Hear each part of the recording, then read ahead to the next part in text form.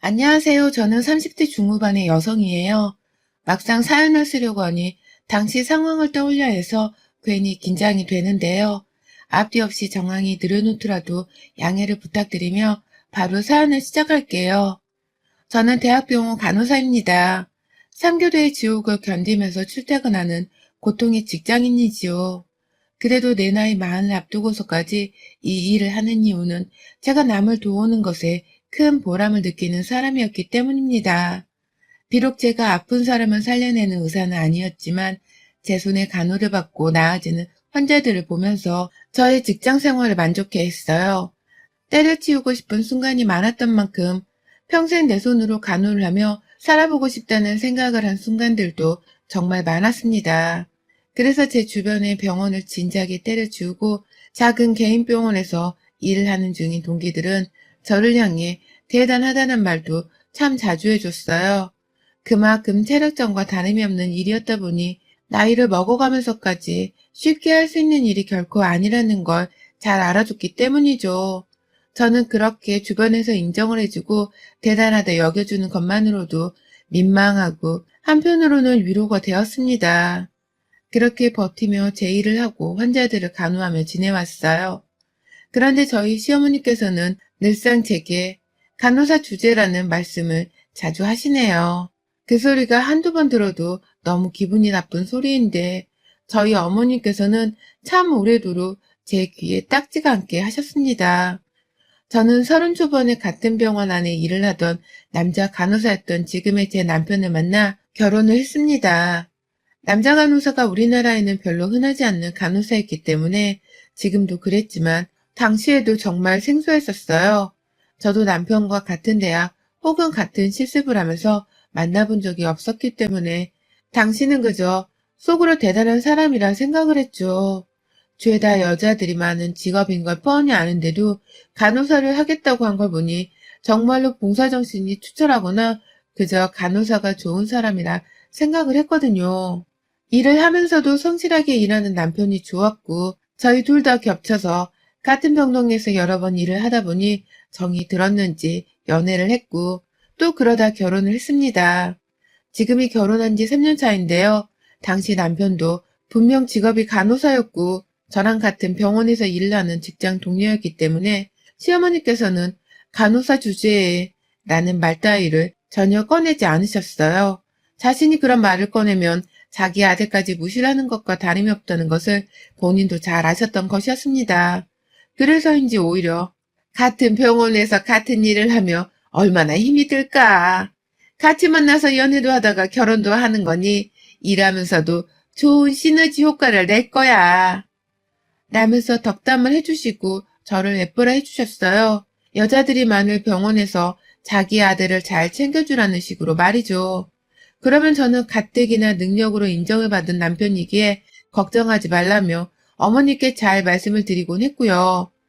그러다가 결혼하고 1년이 조금 지나던 시점에 남편이 간호사를 그만뒀어요. 지금으로부터 딱 코로나가 터지기 직전이었던 2년 전쯤이었죠. 더 늦기 전에 간호공무원 쪽으로 일자리를 알아보고 싶다고 하던 남편은 일을 그만두기 직전부터 공부를 시작하더니 사표를 내고서 본격적으로 공부에 올인을 하다가 정말로 8급 서울시 간호직 공무원에 덜컥 합격을 해버렸습니다. 집안이 아주 경사였죠. 저도 이 일이 체력에 붙여서 언제까지 할 줄 모르겠는데 누구는 공무원으로 그나마 몸이 편하게 안정적인 직업을 가지게 된 것은 축하할 일이 분명했으니까요. 그렇게 저희 부부는 하나는 대학병원 간호사, 그리고 하나는 간호직 공무원이 되어서는 각자의 위치에서 다른 타이틀의 간호사로 일을 하게 되었습니다. 너무 좋고 앞으로의 미래가 또 어떻게 그려질지 괜히 남편의 능력을 보며 기대를 했는데 시어머니의 회방으로 기쁨은커녕 상처만 커져갔습니다. 자기 아들은 이제 공무원이라면서 제 앞에서 대놓고 간호사를 후려치기 시작하더라고요. 여전히 제 남편도 간호직 공무원이랑 간호사 타이틀을 가지고 있는 사람이었는데 시어머니는 이제 완전 자기 아들은 공무원일 뿐이라면서 저와의 벽을 쌓기 시작하셨어요. 우리 공무원 아들! 이러면서 전화를 하셔서 제가 옆에 있는 걸 뻔히 아셨을 때도 불구하고 걔는 간호사가 주말에 운동도 안 하고 집구석에서 뭘 한대. 나가서 좀 체력도 쌓고 힘도 좀 기르라고 해라. 라고 운동을 하라고도 했고 밥을 먹는 와중에 전화를 걸어오셔서는 그 흔한 영상통화로 변경을 하셔놓고는 간호사 며느리가 해놓은 반찬 좀 보자. 라고 하면서 굳이 제 이름 앞에 꼭 간호사라는 호칭을 넣으셨어요. 기분이 나쁜 식으로 호칭을 부르니 저로서는 기분 좋게 들을 수가 없었어요. 남편이 병원에서 간호사라 불리우는 직업 자체를 그만두자마자 시작된 차별과도 같은 호칭이었기 때문에 저도 시어머니의 의도가 의심되어 기분이 참 나빴고요. 한 번은 남편 생일날 어머님이 집에서 밥을 해놓을 테니 편하게 먹고 가라고 해주셔서 기쁜 마음으로 시댁에 간 적이 있었습니다. 밥 잘 먹고서 저희 부부가 사온 후식까지 제가 직접 껍질을 깎아서 과일을 내어왔는데 어머님이 저를 빤히 보다가 너는 간호사 주제에 남편 생일밥 하나 차리겠다고 먼저 연락을 안 하냐? 라고 하시더라고요. 전날까지 3교대 한다고 밤에 일하다 와서는 아침에 거의 기절을 한 듯 자고 일어난 저한테 밥 먹으러 오라고 한 당사자가 말입니다. 갑자기 말을 바꿔서 기분이 나쁜 건 둘째치고 또 간호사 주제라고 하면서 저를 비꼬는 게 상당히 불쾌했어요. 남편도 듣다 자신의 직업을 까내리는 것과 다름이 없다면서 어머니께 주의를 주고는 했지만 그럴 때마다 어머니는 뭐 우리 아들도 간호사긴 한데 내가 다 자식 같아서 하는 소리지 라고 하면서 위기의 순간에 모면하셨죠. 매번 폭발을 하려고 하던 저도 그런 어머님의 위기 탈출을 바라보며 더 큰 화를 내지는 못했고요. 그 후 코로나 때문에 저나 남편이나 일이 너무 바빠지고 또 코로나로부터 각별히 조심을 해야 하는 최전방의 직업군이었기 때문에 시어머니를 자주 만나 뵙지는 못했습니다. 남편은 코로나가 터진 후 초반까지는 그래도 일이 할만하다고 하더니 점점 시기가 지나갈수록 집에 들어오는 시간이 늦어졌을 만큼 야근이 많아졌고요. 그러니 저도 이왕이면 사람들을 좀 덜 마주칠 수 있는 쪽으로 일을 하고 싶어서 저녁이나 새벽 근무를 대타로도 잘 서주면서까지 밤을 위주로 일을 하려고 했어요. 괜히 제가 병원에서 코로나에 잘못 걸렸다가 내 남편한테 옮겨가는 불상사를 막기 위해서 말이죠. 그런데 처음에 멀쩡하던 제 몸이 점점 시간이 지날수록 말썽이 되더라고요. 그러더니만 결국엔 코로나에 걸리지 않았을 뿐 몸살에 걸려선 고온에 쓰러지기도 했었고 지난 여름에 탈수 증상으로 빈혈이 갑자기 찾아와 수해까지 맞은 적이 있었습니다. 제 몸이 점점 나빠지고 있는 것을 제가 스스로도 체감을 할 수 있을 정도였어요. 그러니 다른 것보다 제 몸이 우선이었고 하다못해 친정 부모님도 신경을 덜 쓰면서 제 몸을 챙겨가며 지내야 했습니다. 일을 줄이고 싶었으나 대학병원 간호사인 만큼 일을 마음대로 줄이지는 못했고 그래서 최대한 병원 밖에서 몸을 쓰는 일을 줄여가면서 체력을 보충하고 있었죠. 그런데 남편으로부터 제가 몸이 많이 허약해졌다는 소리를 들은 건지 어머님은 소식을 듣고 전화를 했다고 하시고는 늘 넌 간호사 주제에 네 몸을 네가 제대로 모른다는 게 말이 되니? 네 몸을 네가 잘 챙기고 살아야 네 남편도 밖에서 일에 집중을 할 거 아니니? 라면서 훈계를 하시더라고요. 당시에 아프지 않았어도 그런 소리를 들으니까 괜히 섭섭하고 가슴이 미어지대요. 다른 사람도 아닌 시어머니가 나를 핍박하는 듯한 더러운 기분이 들기도 했고요. 그래서 제가 제 몸 건사를 잘한다고 하고는 있으나 일이 너무 바빠서 회복하는 게 쉽지 않다고 대답을 했어요. 그러자 어머님은 그때 처음으로 제게 야, 너 간호사인 거 세상에 모르는 사람이 어딨어. 그런데 뭘 회복이 쉽지 않네 어쩌네. 꾀병이야. 아프면 하루 종일 약 먹고 누워 자면 그만일 것인데 누가 보면 이 세상에서 너 혼자 간호사 일을 다 하는 줄 알겠다. 라면서 꾀병이라는 단어를 언급하셨습니다. 꾀병이라니 누구보다 바쁜 코로나 시국을 보내고 있는 사람한테 꾀병이라니 도무지 더 말을 섞고 싶지가 않더라고요. 네, 저도 꾀병이었으면 좋겠네요. 라는 말과 함께 전화를 뚝 끊어버렸고 다시 걸려오는 어머님의 전화는 고의적으로 씹어버렸습니다. 그렇게 시어머니의 존재는 잠시 뒤로 한 채 다시 일을 하던 도중 제가 결국 쓰러지는 일이 발생했습니다. 일하던 대학병원 응급실로 실려간 덕분에 바로 조치를 취할 수는 있었어요. 순간 코로나인 줄 알고서 식겁을 했는데 정신을 차리고 의사 말을 들어보니 과로에 스트레스 등 안 좋은 것들은 다 겹쳐서 정신을 잃은 것 같다고 하더라고요. 제가 최근 아프다면서 입맛이 없던 바람에 하루에 한 끼로 버티고선 일하고 잠깐 잤더니 그것 때문에 저혈당도 찾아왔다고 하고요. 저희 친정 부모님부터 시작해서 남편까지 병원으로 줄줄이 찾아왔지만 코로나로 인해 방문객에 제한이 있어서 친정 부모님은 두 분이 번갈아 가며 들어오셔야 했고 남편은 내내 제 옆자리를 지켰습니다. 그렇게 정신을 차리고 안 되겠다 싶어서 병원에는 며칠 휴직을 신청했고요. 저는 그냥 그렇게 병실 침대에 누워 아무것도 안 하고 잠만 자는 것만으로도 너무 꿀 빠는 듯 좋더라고요. 이게 얼마 만에 진득히 누워서 잠만 자보는 건가 싶기도 해서 병원밥이 맛이 없는 편에 속했음에도 불구하고 남이 해다주는 병원밥이 그렇게나 맛있을 정도였습니다. 그렇게 저는 쓰러져 있을 때 왔던 빈혈과 저혈당 등에 대한 더 큰 조직 검사를 혹시 모르니 해보자는 의사의 권유로 하루 동안 짧게 입원을 해서는 병원에 누워있게 되었어요. 그리고 무사히 검사도 끝마치고 몸도 좀 회복이 되는 듯 했어요. 여전히 온몸에 힘은 없었지만 말이죠. 그런데 혼자 있던 병원에서 뜬금없이 시어머니를 목격했습니다. 방문자증까지 끊고서 들어오신 걸 보니 저를 보러 오신 것이 분명히 보였어요. 웬일이냐고 물어보는 제 말에 환자복을 입던 저를 찬찬히 훑어보시더니 너 왜 멀쩡한데 입원까지 했니? 라는 말을 처음 하시더라고요. 아프니까 입원을 했다는 제 말에 시모는 기가 막히다는 듯이 말씀하셨습니다. 내가 너 때문에 우리 아들이랑 오랜만에 밖에서 저녁 한번 먹으려고 불렀는데 네가 갑자기 보란듯이 입원을 한 바람에 약속도 바람 맞췄잖아. 너 일부러 그런 거니? 내 아들이랑 내가 밖에서 밥 먹는 거 알고선 일부러 쓰러진 거지? 라는 말을 아주 당당하게 하시더라고요. 저는 물론 처음 듣는 말이었고요. 당시 쓰러지고서 바로 응급실에 갔던 바람에 깨어나고서는 제 주변에 와 있던 남편을 보기만 했었습니다.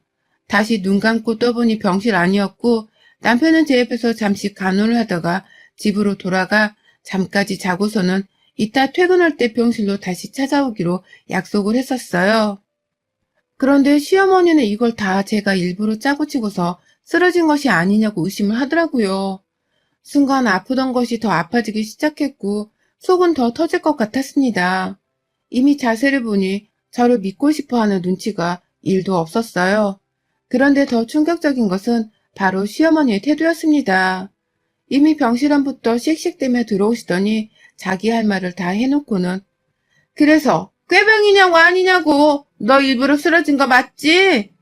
라면서 제 등짝을 후려펴시더라고요.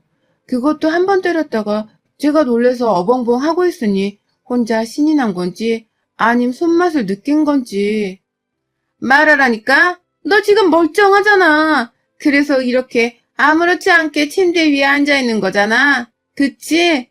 너 일부러 꾀병 부리는 거 맞지? 라면서 제 팔목 하나를 잡고서는 등짝을 수도 없이 내리치셨어요. 마치 엄마가 말 안 듣는 초등학생 자녀를 흠씬 두들겨 패는 듯이 다 큰 며느리인 제 등짝을 아주 흠씬 두들겨 패셨습니다. 제 손목까지 잡아 고정시켜 놓으면서요. 그러니 주변에 있던 다른 환자들이 처음에는 제 친어머니인 줄 알고서는 아이고 이쁜 딸내미를 뭐 때릴 때가 있다고 치나 라며 장난스레 지켜보다가 제가 어머님 왜 이러세요? 라면서 점점 큰 목소리로 반항을 하며 시어머니로부터 벗어나려 하자 며느리야? 딸내미 아니고? 라고 하면서 왜 귀한 남의 집 자식을 잡고 있냐고 다가와주기 시작하셨어요. 그러니 자연스레 병실 밖에서도 사람들이 찾아와 보기 시작했고 급기야 다른 간호사들의 만류에 시어머니는 겨우 제 근처 밖으로 아예 병실 밖으로 쫓겨나셨습니다. 제가 아예 처음부터 간호사한테 저 사람 지금 허락도 없이 병실에 들어와 나한테 폭력을 가한 사람이니 내쫓으세요. 라며 소리를 지른 덕분이기도 했죠. 도대체 이게 무슨 일인가 싶기도 하고 내가 왜 아파서 쓰러졌는데 시어머니께 맞았어야 했나 싶기도 하더라고요. 밖에서 어머님은 사람들 눈초리가 부담스러웠는지 입을 꾹 다무시고는 조용히 병원을 벗어나신 듯 했고요. 저는 그 길로 내내 병실에서 분이 터져 어쩔 줄을 몰라 하다가 남편이 퇴원수속을 밟아주러 왔을 때 불이 났게 퇴원을 준비했습니다. 그리고는 그 길로 남편을 데리고서 바로 시댁에 갔죠.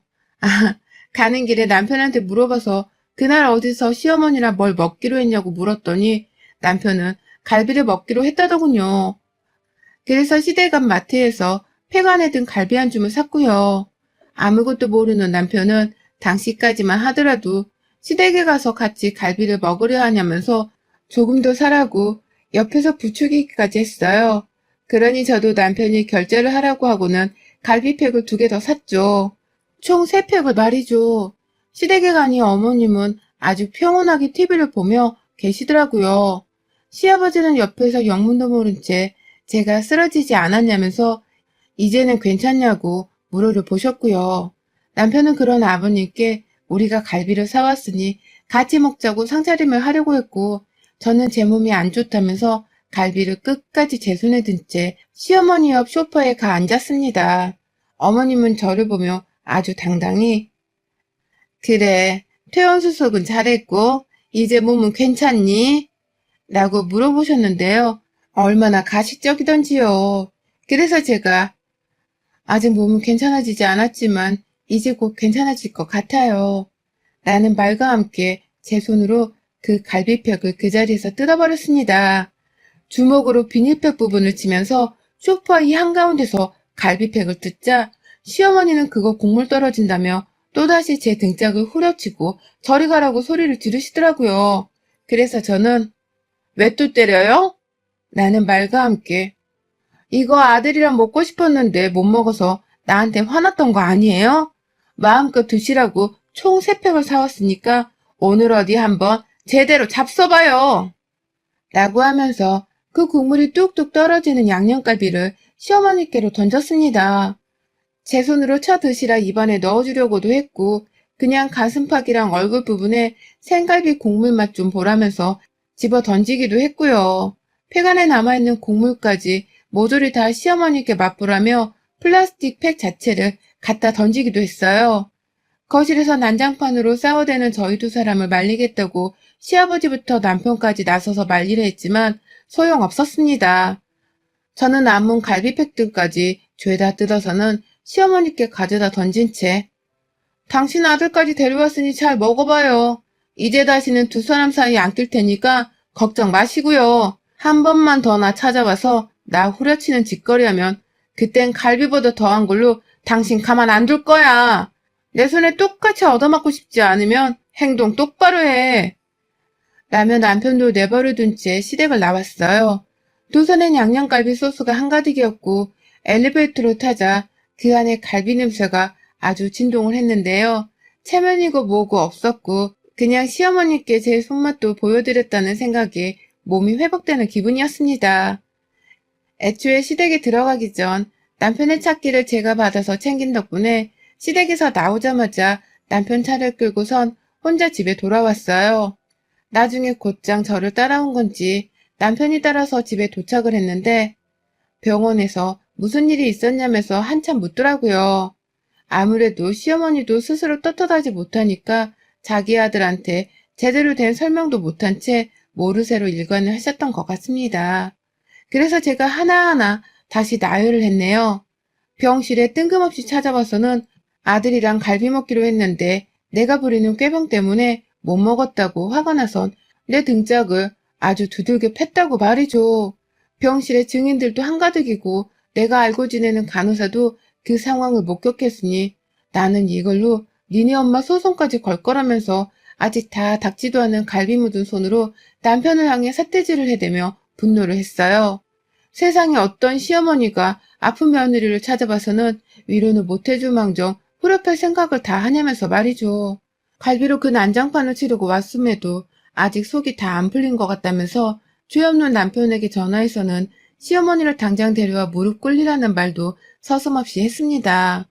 표정이 일그러지다 못해 제 눈치를 보느라 어쩔 줄 모르는 남편의 얼굴에 제 속은 조금씩 화가 풀리긴 했는데요. 그래도 시어머니의 사과는 죽어도 받아야겠더라고요. 결국 그날 남편은 시아버지께도 있었던 일에 대한 전말을 말했고, 결국 시어머니는 그날 저녁에 시아버지 손에 이끌려 저희 집을 찾아왔어요. 제가 저희 부모님께도 이 사실을 알려서 일을 크게 만들겠다고 하니 시아버지도 사돈보기가 미안스럽고 겁이 나셨는지 바로 시어머니를 데려오셨죠. 입이 이미 삐쭉 튀어나와서는 시아버지 앞에서 울기도 울었는지 눈이 충혈되어 있는 시어머니를 뚫어져라 쳐다만 봤습니다. 왔냐는 말도 물어보지 않은 채 그냥 죽이려 마냥 노려봤어요. 그러자 어머님도 제가 더 이상 뒤로 물러나지 않고 오히려 자신에게 달려들면서 응징이랑 응징을 다 할 것이라 예상을 하신 건지 그제야 서서히 꼬리를 내리시대요. 아니 나는 말로 처음엔 얼렁뚱땅 넘기려다가 웃음기 하나 없는 제 얼굴을 마주보고서는 미안하다. 내가 잠시 아들을 못 봐 흥분을 해서는 라면서 사죄를 하셨어요. 손까지 싹싹 빌면서 이를 더 키우지 말라고 말이죠. 우리 엄마가 이 사실 알면 당신 오늘 살아서 집에 못 가요. 라고 살벌하게 시어머니를 향해서 말을 하자 어머님은 제 입에서 당신이란 말이 나와 당황스러우셨는지 저를 빤히 보시다가 눈을 피하시더라고요. 이제 더 이상 자신에게는 시무짓을 할 명분이 없다는 걸 스스로도 잘 아셨던 것입니다. 간호사라서 저를 무시하고 또 깔보는 언행을 아무렇지 않게 하시는 줄 알았어요. 이게 다 직업 때문에 그런 건가 생각을 했었는데 지금 생각해보니 알 것 같아요. 시어머니는 그냥 며느리인 제가 다 마음에 들지 않으셨기 때문에 뭐라도 하나 꼬투리를 잡고서 괴롭히고 싶으셨다는 것을 말이죠.